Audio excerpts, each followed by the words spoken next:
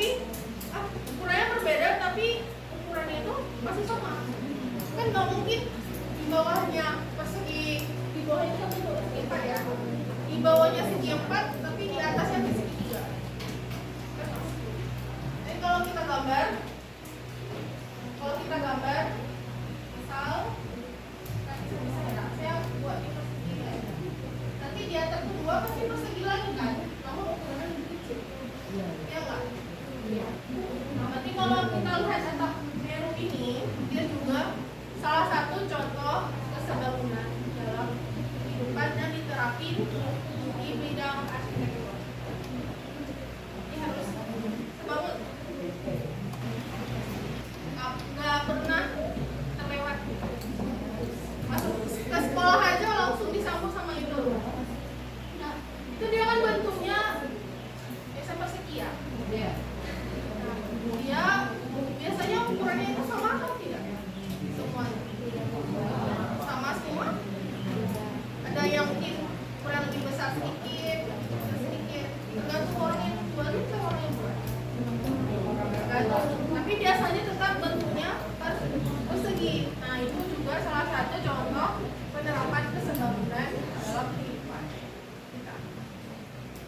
Bisa dilanjut?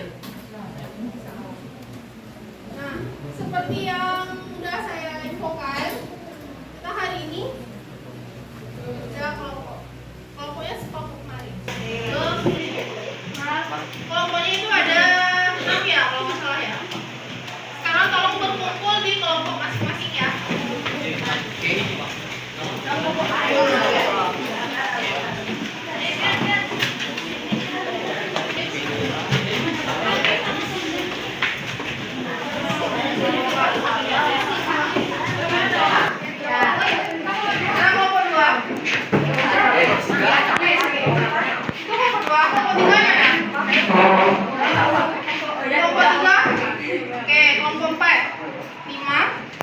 Nah, sekarang AKPD itu kan nanti ada 3 permasalahan ya. Yang pertama nanti sekarang ini kita akan keluar ke apa itu? Ke tempat pura sembahyang. Nanti kalian amati bangun-bangun yang menurut kalian itu sebangun. Terus kalian catat, kasih alasan kenapa sebangun.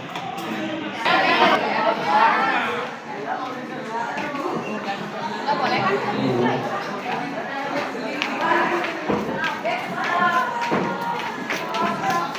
Wahyu,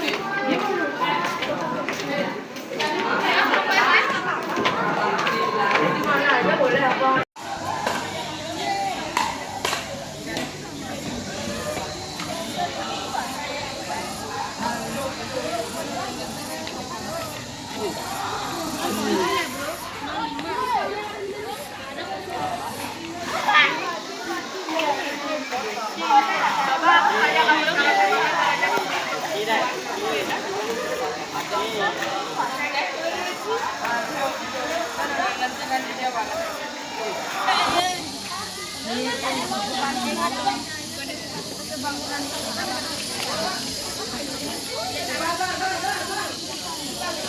Oh iya, ada di sana ya.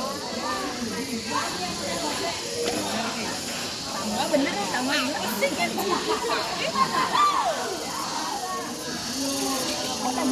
Flak Bu.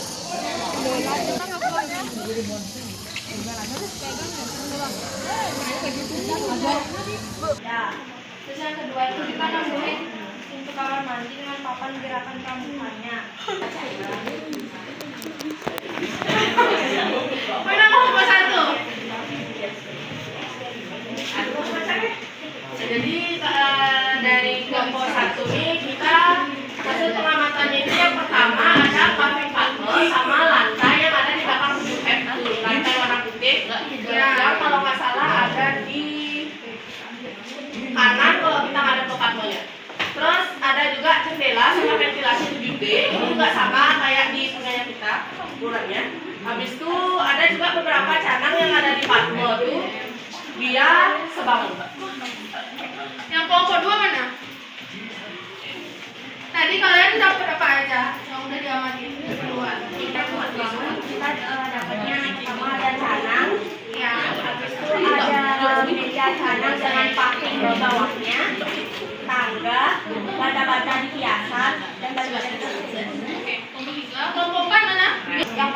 gapura pintu masuk dengan gapura Padma Sana. Ya. Nah, kenapa itu bisa dibilang sebangun? Karena yang di gapura pintu masuk itu lebih kecil daripada di gapura Padma Sana, tapi sebenarnya itu sama aja, cuma beda ukuran. Yang kedua itu ada canang. Tadi pas kita masuk sih udah ada canang. Yang ketiga itu ada pot yang kecil dan ada pot yang gede. Tapi yang sama. Yang keempat ini di Yang besar.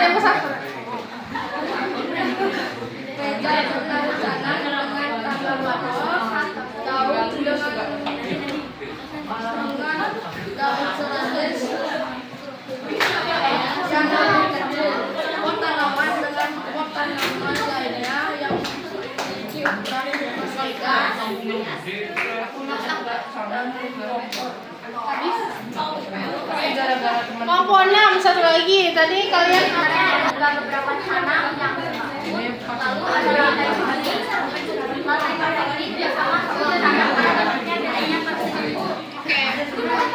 Oke. Kan ini kalian tadi udah melihat langsung ya di luar ya. Kalian udah dapat tuh banyak benda yang sebangun.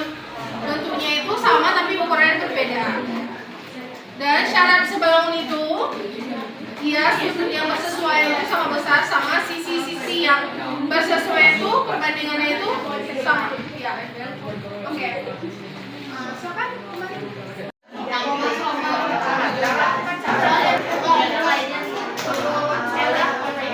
Diketahui ada 110.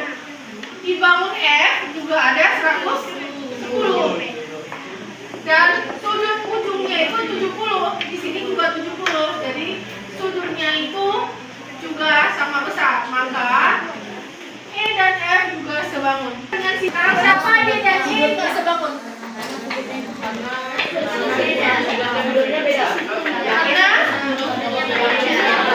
Karena salah satu sudutnya itu nggak sama, ya. Satu 70, satu 80. Berarti nggak memenuhi syarat kedua. Syarat pertama kan sama ya, sisinya itu 3 juga, tapi sudutnya berbeda. Jadi dia enggak sebangun karena sudutnya itu tidak sama besar. Ya. Oh, disuruh mencari lebar kain yang kedua. Kain yang kedua. Jadi caranya itu kalau saya jadinya panjang. Jadi panjang lebar masuk ya kain.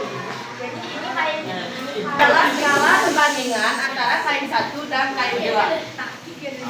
Nah, karena perbandingan antara lebar dan panjang pada kain 1 dan kain 2, nah jadi perbandingan lebar dan panjangnya itu 2 banding 3 antara lebar dan panjang. Nah, di kain 2 sama juga 2 dibanding 3. Nah, jadi secara logika kita bisa mencari perbandingan antara kain 1 dan 2 itu cuma dengan salah satu dari sisinya, entah itu panjang atau lebar. Nah, di sini saya pakai panjang, bisa pakai lebarnya juga. Jadi panjang 1 berbanding dengan panjang 2 sama dengan 120 dibanding dengan 90. Sama-sama dibagi dengan 30, hasilnya 4/3. Nah, jadi perbandingan antara kain 1 dan kain 2 itu adalah 4/3. Oke, kelompok lain dapat segitu juga.